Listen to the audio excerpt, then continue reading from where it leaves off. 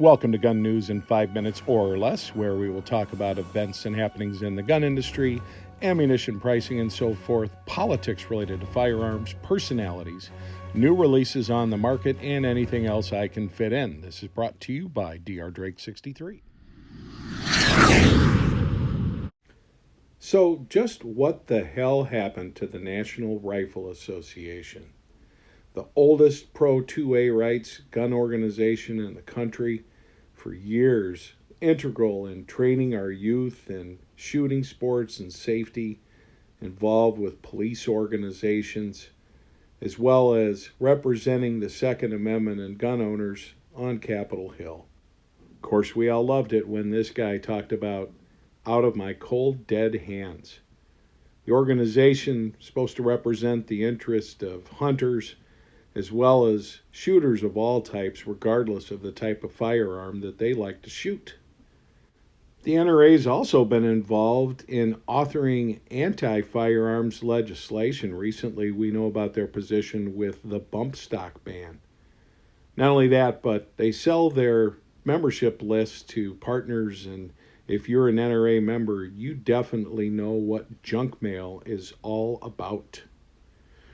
Most recently, the Attorney General of the state of New York, where the N.R.A. is incorporated, has tried to disband the N.R.A. Past President Oliver North stepped down last year amidst a controversy where he has accused current CEO Wayne LaPierre of misappropriation of N.R.A. funds. This involves Ackerman McQueen, the advertising agency that has been retained by the N.R.A., and apparently they are not willing to show their books to shed light on the matter, but Mr. LaPierre and others have been accused of using organizational money for fancy suits and expensive travel. Obviously not a popular scenario. The Gun Owners of America, as well as other organizations such as the Second Amendment Foundation, seem to be a lot more on point in terms of the task at hand, which is pro-Second Amendment freedoms. The National Rifle Association reportedly has 4 to 5 million members. I don't know where those numbers stand today.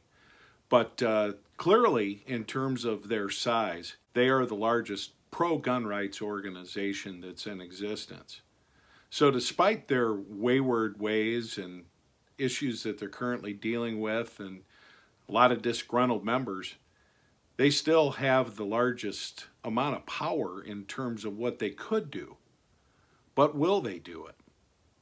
As I mentioned earlier in this video, a lot of their efforts seem to have been going to raising more money.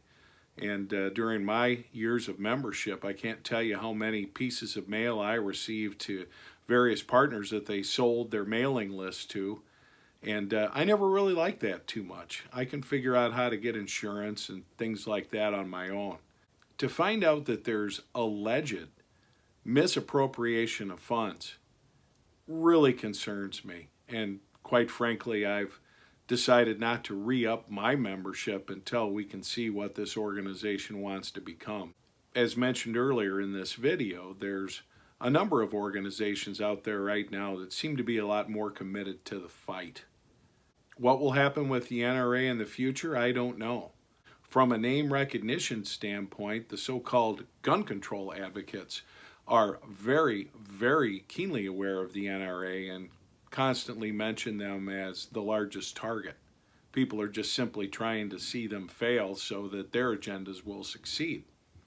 So whether the N.R.A. gets its act together or not remains to be seen, but I can say this much. As a group of firearms owners, which I assume the vast majority of people watching this video are, we need to find ways to continue to get the word out that we have a Second Amendment, that Second Amendment stands for something, and be very mindful of the fact that it's under attack. So whatever we can do from a public awareness standpoint, whatever we can do from a legislative standpoint, we need to do that.